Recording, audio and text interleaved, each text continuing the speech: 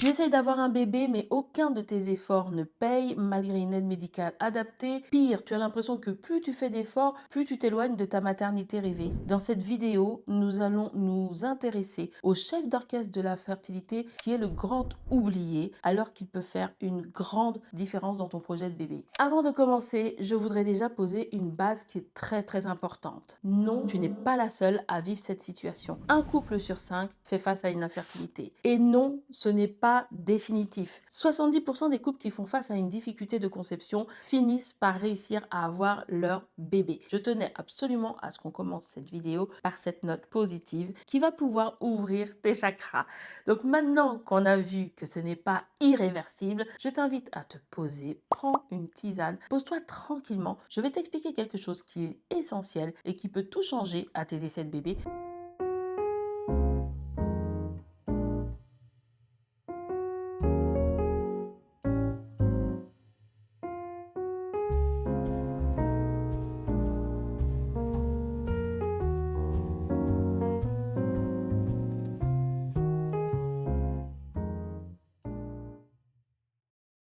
Alors revenons à la base. Pour que tu puisses réussir à être enceinte, la plupart du temps, on se base sur l'ovulation. On vérifie qu'on ovule, que la réserve ovarienne est suffisante pour que nous puissions avoir plusieurs tentatives. On vérifie que nos trompes soient perméables, de manière à ce qu'il puisse y avoir la fécondation dans la trompe où l'ovule a été aspiré. L'ovule, c'est cette cellule qui est émise par tes ovaires, l'un ou l'autre. Ce n'est pas parce que tu ovules d'un côté que la fécondation se fera du même côté. Elle peut se faire de l'autre côté puisque les trompes aspire l'ovule. Donc, si tu n'as qu'une seule trompe, pas de souci. Il suffit d'une seule trompe pour que la fécondation puisse avoir lieu. Ensuite, qu'est-ce qui se passe? Une fois que l'ovule est fécondé dans la trompe, il va migrer vers l'utérus où il va y avoir l'implantation, ce qu'on appelle la nidation, et le début de la grossesse. Ensuite, tu le sais, tout comme moi, les 3 premiers mois avec les étapes de développement principales et puis ensuite les derniers mois de la grossesse où on accouche généralement au 9e mois de grossesse.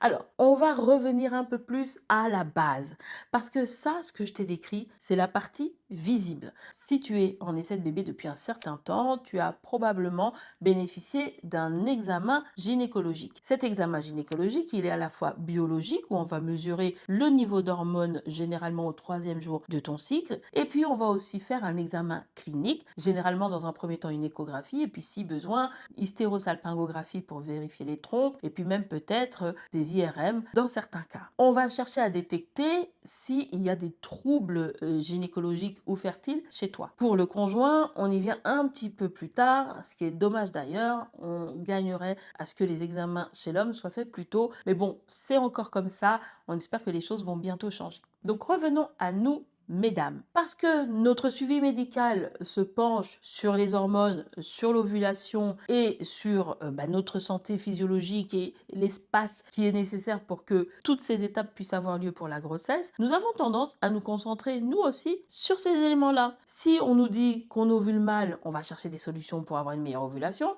Si on nous dit que les hormones sont déséquilibrées, on va se renseigner sur ce que nous pouvons faire pour améliorer notre équilibre hormonal, en plus de l'aide médicale, parce que nous l'avons compris, notre corps a besoin d'aide. Mais il y a un grand oublié dans tout cela. Et si je fais cette vidéo, c'est pour que toi qui essayes d'avoir ton bébé, tu ne passes pas à côté de ce grand oublié parce que tu vas pouvoir agir dessus et booster littéralement tes chances de grossesse. Ce grand oublié, il faut revenir encore un peu plus loin, un peu plus en hauteur dans le fonctionnement de notre fertilité pour le trouver.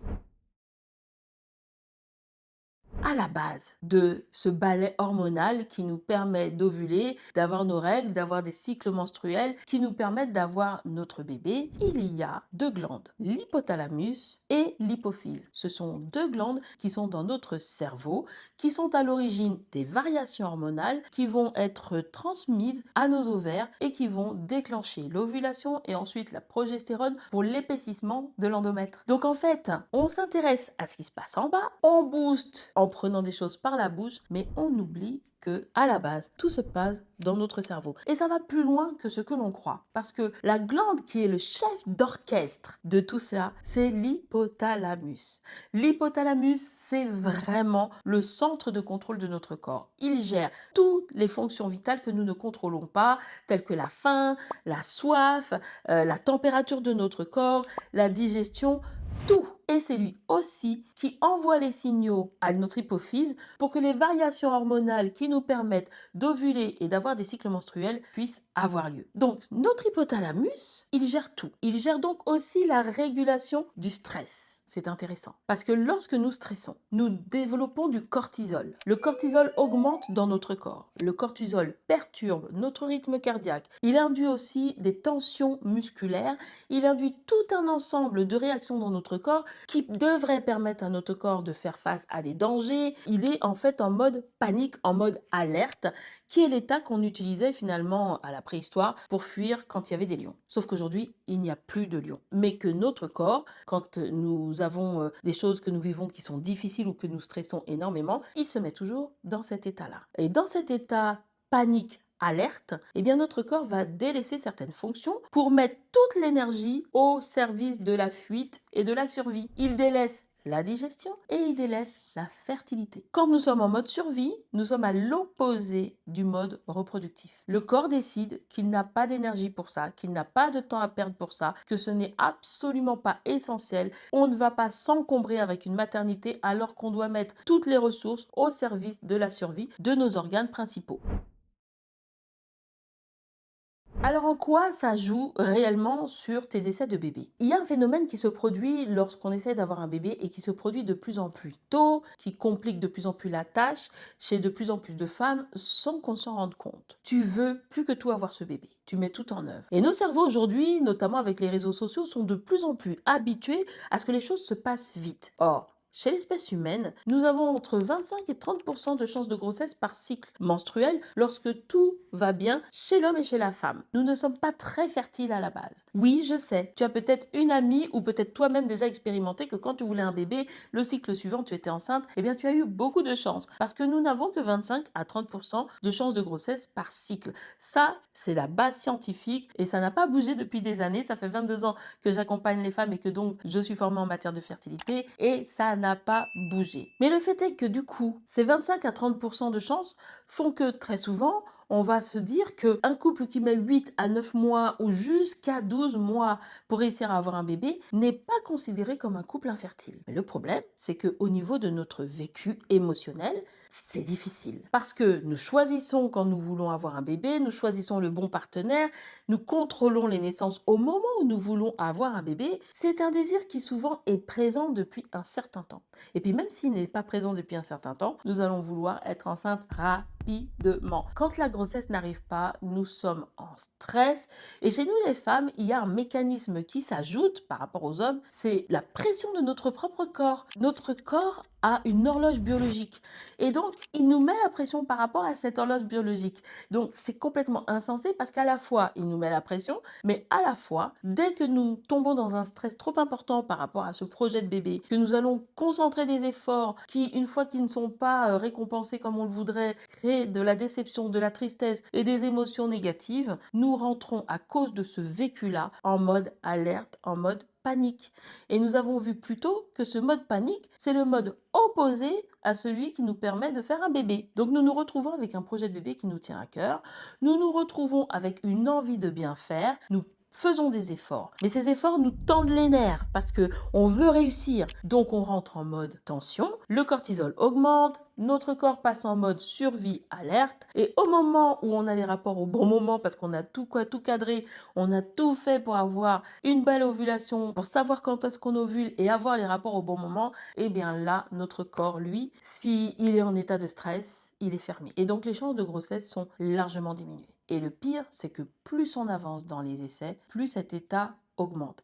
Et je parlais tout à l'heure des réseaux sociaux, je vous parlais du fait que nos cerveaux soient habitués à ce que tout aille très vite. Ce qui se passe avec ce tout va très vite, eh bien c'est que nos cerveaux sont de moins en moins patients. Nous rentrons donc de plus en plus rapidement dans ce mode alerte, dans ce mode où nous souffrons émotionnellement. Et la souffrance émotionnelle, nous l'avons vu tout à l'heure, elle est gérée par notre hypothalamus. Il transforme la souffrance émotionnelle en une réaction biochimique qui s'inscrit littéralement dans notre corps comme un stress. Et comme les essais de bébé sont très répétitifs, ce stress devient chronique. Et ce stress chronique nous installe dans un état quasi permanent de fermeture. Donc, tu veux avoir un bébé, tu vas bénéficier d'une aide médicale, peut-être même de protocoles médicalement assistés pour que tu puisses être enceinte. Mais ton corps, lui, il est en état de fermeture parce qu'il est en mode alerte, en mode survie. Je décris souvent cet état un petit peu comme si ton corps avait installé des verrous et toi, tu ne le sais pas. Donc, le grand chef d'orchestre oublié, c'est cet hypothalamus. Et si tu veux des chances de grossesse optimales, ça va être important de le cadrer pour que ton hypothalamus évite de placer ton corps en mode survie. Donc maintenant qu'on sait ça, qu'est-ce qu'on en fait? Comment on fait pour ne pas rentrer en mode survie? On a vu que ce sont des réactions qui ne dépendent pas de nous. L'envie d'avoir un bébé, c'est normal. L'envie de bien faire et de soutenir ton corps, c'est normal. Le fait de faire tout ce que tu peux pour avoir des rapports au bon moment, c'est normal. La répercussion émotionnelle négative si la grossesse n'arrive pas, c'est normal. Le fait que ton cerveau soit de plus en plus impatient, c'est pas de ta faute, c'est comment nous vivons, ce que nous faisons quotidiennement. Tu vas pas t'empêcher d'aller sur les réseaux sociaux, aller te percher sur une montagne et vivre comme un moine le temps d'être enceinte, ça c'est pas possible. Sans compter les autres formes de stress, hein, le stress professionnel, la famille, les finances, les projets de vie, le couple, les relations. On a du stress à tous les niveaux. Donc on ne peut pas vivre comme un moine, on ne peut pas ne pas avoir de stress. En revanche, ce qui est très intéressant, c'est que nous pouvons cadrer la manière dont notre hypothalamus va réagir. On peut, grâce à la plasticité du cerveau, apprendre à notre hypothalamus à induire, par rapport à ce que nous allons vivre, des réactions physiques différentes. Si par exemple, à chaque fois que j'ai une déception par rapport à mon cycle menstruel qui arrive, je ne suis donc pas enceinte, mais au lieu de rentrer dans des états émotionnels très durs, très lourds, tout de suite j'arrive à rebondir et à me dire ok, je me projette vers le cycle prochain. Et si même j'utilise des petites astuces comme au lieu de me dire le cycle prochain, je vais me projeter vers 2-3 cycles. Là tout de suite, je commence à avoir une petite oxygénation qui fait que le cycle suivant, si je ne suis pas enceinte, je peux avoir une réaction émotionnelle plus tempérée. Et là, mon hypothalamus va sentir que bon, ok, il y a eu les règles, elle a réagi plus ou moins normalement, il ne va pas se mettre en mode panique ou en mode alerte. Et si on arrive à faire ça sur plusieurs cycles, d'aider le corps à revenir en mode accueil, en mode régulation, en mode on fait un bébé, eh bien, tu as utilisé le chef d'orchestre de ton cerveau pour le mettre cette fois-ci au service de ton projet de bébé. Et la bonne nouvelle, c'est que c'est possible de faire cela. Oui, je t'ai dit que l'hypothalamus gère tout un tas de réactions qui sont en dehors de notre contrôle, mais ce que tu ne sais pas encore et que je t'annonce maintenant, c'est qu'il y a une porte d'entrée. On a parlé des émotions. On peut utiliser les émotions pour rentrer dans cette porte de manière tout à fait sécuritaire, hein, rassure-toi. Il y a quand même plein de barricade pour que ça puisse pas tout dérégler chez toi. Et donc, on peut utiliser cette porte d'entrée pour commencer à réguler les choses à l'intérieur. Au niveau de ce stress chronique qui s'est probablement installé chez toi depuis le début de tes essais, même peut-être avant si tu as eu des traumatismes. Hein. Et ce stress chronique, tu n'as peut-être pas du tout la sensation de le vivre. Il est là et il est en train de fonctionner sans que tu ne t'en rendes compte. Il est même soupçonné souvent d'être à l'origine des troubles gynécologiques qui sont observés puisqu'on a vu que ce stress chronique fait augmenter le niveau de cortisol. Ça a donc un effet sur les hormones. Le corps est concentré à diminuer le cortisol et il délaisse le reste. Donc c'est peut-être pour ça que tu te retrouves aujourd'hui avec une préménopause précoce, avec une insuffisance ovarienne, même si tu es jeune. C'est peut-être pour ça que tu te retrouves avec des inflammations un petit peu partout parce que effectivement le stress chronique est source de beaucoup de dysfonctionnements dans le corps. Et si généralement tu as plusieurs troubles dans ton corps, y compris des troubles de santé, des troubles hormonaux, thyroïde ou des résistances à l'insuline ou des problèmes de poids, des problèmes de sommeil, des problèmes de douleur abdominale, de l'endométriose, tous les dysfonctionnements sont souvent liés à une difficulté du corps à rester à l'équilibre et à rester à l'équilibre parce qu'il avait trop de stress chronique à gérer à l'arrière. Il y a bien sûr d'autres éléments qui participent à ces dysfonctionnements, hein, comme par exemple des prédominances génétiques ou encore des facteurs environnementaux ou autres, bien sûr. Mais on sait que le stress chronique, hein, c'est documenté scientifiquement et je mettrai les références dans la description. Le stress chronique a un impact négatif sur le corps et des recherches ont montré qu'il avait aussi un effet négatif au niveau de la fertilité.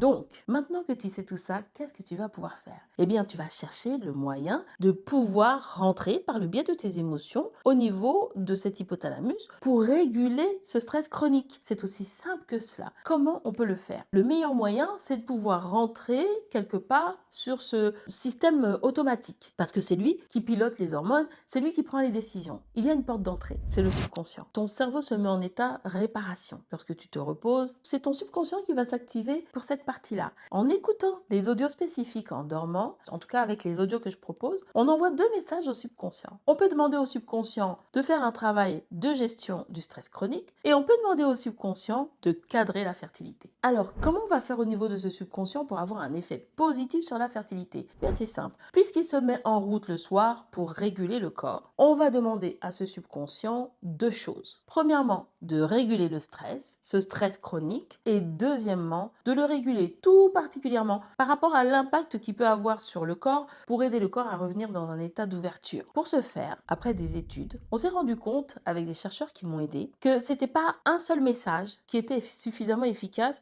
pour traiter ce stress chronique qui, on l'a vu précédemment, est probablement installé depuis peut-être même des années avant que tu aies ce désir de bébé. Donc si on veut un effet assez efficace pour que tu sois pas enceinte dans 10 ans, pour que ton corps revienne dans un état d'ouverture le plus vite possible, il va falloir que ces messages qu'on va envoyer au subconscient soient hyper ciblés, qu'ils changent régulièrement pour forcer le subconscient à travailler dessus et à pas travailler sur seulement ce que lui estime être important. Et il va falloir qu'il soit sous la forme que le subconscient affectionne le plus, celle pour laquelle il est le plus réceptif. Ça fait depuis 2010 que je propose de tels audios aux femmes que j'accompagne et ces audios, on les a justement fait évoluer au fur et à mesure des accompagnements, femme après femme, résultat après résultat. Aujourd'hui, on est dans une certaine forme de réussite. Si tu es intéressé, il te suffira d'aller regarder mon site internet et tu pourras aussi rentrer en contact avec moi directement, faire l'audio test. Il y a tout un ensemble de choses que j'ai mises en place pour que tu puisses soutenir ton subconscient.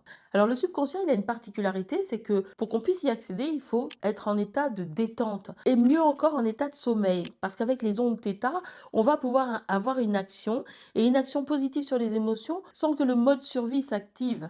Donc c'est là où c'est super intéressant et que l'hypothalamus, ce chef d'orchestre, va maintenant pouvoir se mettre au service de ton projet de bébé. Ensuite, lorsque tu es éveillé, eh bien c'est important de pouvoir cadrer cet hypothalamus toujours de manière à ce qu'il ne vienne pas gâcher les efforts de ton écoute de la nuit. Et là c'est pareil, on va s'entraîner progressivement dans un cadre. Moi j'ai créé un écosystème pour celles qui écoutent les audios justement, où très facilement en fait en écoutant des choses que je leur enregistre, des vidéos et tout, et en suivant des séances reconnexion une fois par mois, je les aide à s'entraîner, à avoir le bon état d'esprit, à muscler leurs pensées et à avoir le bon positionnement par rapport à leur corps. Mais par exemple, c'est ce que j'ai fait au début de cette vidéo. Quand je t'ai replacé le cadre, je sais que quand on essaye d'avoir un bébé depuis un certain temps, on se dit, est-ce que ça va finir par marcher pour moi? Et lorsque je te dis que pour 70% des couples, oui, ça finit par fonctionner, même si ton cerveau va se dire, oui, mais moi c'est particulier, oui, mais moi il y a ci, oui, mais moi il y a ça, je le sais, hein, je suis passée par les 7 bébés moi aussi, donc je sais que ton cerveau va se dire ça, mais ton cerveau a quand même entendu, 70% qui y arrivent, probablement que tu ne le savais pas. Et ça te donne de l'espoir. Et donc, ça t'a ouverte à mieux entendre le message de cette vidéo. Et c'est exactement ce que je fais avec mes accompagnés, pas à pas, audio après audio. On aide l'hypothalamus à se réaligner. Alors, qu'est-ce que j'appelle le réalignement? C'est tout simplement, il retrouve un comportement normal par rapport à la fertilité. Il arrête de considérer qu'il est en mode survie tout le temps et il revient dans une ouverture. Et j'appelle ça le réalignement parce que c'est l'état dans lequel nous devrions être. L'état qui nous amène à avoir une résistance dans les essais de bébé n'est pas un état normal. C'est un état de défense, un état de protection dans lequel le corps se met. Réaligner le corps, ça lui permet de revenir à son état normal. Donc tu l'auras compris, avec des audios spécifiques, tu peux accéder à ce chef d'orchestre de ton cerveau qui est l'hypothalamus et tu peux le faire pendant un temps de repos. Les audios que je propose ne durent qu'une vingtaine de minutes, donc il suffit d'une vingtaine de minutes par jour pour avoir cet impact-là. Alors j'aimerais finir cette vidéo en te parlant d'une erreur qui est souvent commise. Quand je parle de stress chronique, beaucoup de femmes se disent bon bah ok, je vais gérer mon stress. Je ne parle pas du stress que tu peux forcément ressentir. Celui-là, c'est une autre forme de stress qui est beaucoup plus en surface. Tu peux faire quelques respirations et ce stress s'apaise. Tu peux pratiquer de la méditation et ce stress s'apaise. Là, moi, je te parle d'un stress physiologique qui va directement s'ancrer dans les cellules et qui est directement lié à la manière dont ton corps va réguler les choses au niveau de tes hormones et au niveau de tes fonctions gynécologiques et fertiles. C'est un stress qui est particulièrement résistant au niveau des essais de bébés, surtout chez nous les femmes, parce que nos hormones et nos émotions sont totalement liées. Donc oui, tu peux cadrer ton stress en ayant des actions anti-stress et c'est très bien. Ce sera toujours mieux que rien, mais ça ne suffit pas forcément. Et même des pratiques de paramédicales ne suffisent pas forcément. Et pour te dire, les femmes que j'accompagne, pour qu'on y arrive, elles sont aujourd'hui 94% à me déclarer une grossesse au bout d'un certain nombre de mois. Et si tu veux savoir le détail des résultats, le lien vers mon site est là dans la description et aussi dans le commentaire épinglé. Pour qu'elles y arrivent, on a besoin d'une pratique quotidienne. C'est important de comprendre que pour cadrer ce stress-là, pour activer ton chef d'orchestre et le transformer en chef d'orchestre qui va se mettre au service de ton projet de bébé au lieu d'un chef d'orchestre qui fait que ton corps se braque et se ferme et se verrouille, il faut une pratique régulière. C'est tout à fait complémentaire de ce que tu fais par ailleurs. Ça accompagne toutes les actions que tu mènes au niveau de ton hygiène de vie, ça accompagne ton suivi médical. C'est juste une action que tu mets en place pour t'assurer que ton corps profite mieux de tout ce que tu fais par ailleurs pour réussir à avoir ton bébé. Si cette vidéo t'a plu, n'hésite pas à liker et à t'abonner. N'hésite pas à en mettre en commentaire les points que tu voudrais que j'aborde en vidéo. Si tu as des questions, si tu as une situation particulière, dis-moi aussi ce que tu as pensé de cette vidéo. Est-ce qu'elle t'a éclairé ou pas? Et si tu veux passer à l'action pour toi aussi agir au niveau de ce chef d'orchestre qui est totalement délaissé et donc il fait comme il peut, et quand il fait comme il peut, il se ferme parce que tu as des réactions normales qui sont de la déception, de la tristesse et du stress autour de ton projet de bébé, si tu veux agir dessus, c'est simple, tout est dans la description et en commentaire. Je suis Isabelle Veg, je suis accompagnante en fertilité depuis maintenant 2004, donc plus de 22 ans. J'ai moi-même connu la difficulté de conception, j'en suis sortie, je suis maman de 2 grands enfants aujourd'hui et depuis 2004, j'aide les femmes à concrétiser leur maternité de rêver, même quand on pensait médicalement que ce n'était pas possible parce que ce chef d'orchestre-là, quand on l'active, il peut nous réserver de belles surprises. N'hésite pas à essayer, je te souhaite un très beau plus pour très bientôt. Bye bye.